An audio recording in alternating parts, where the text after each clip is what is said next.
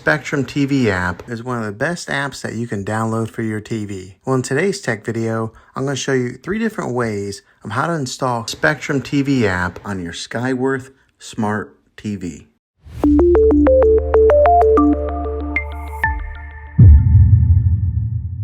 It can be really frustrating if you want to watch some of the great content that is on Spectrum TV app and you find that your TV is unable to download it. If your TV is an older model of smart TV, then it could prevent you from downloading this app.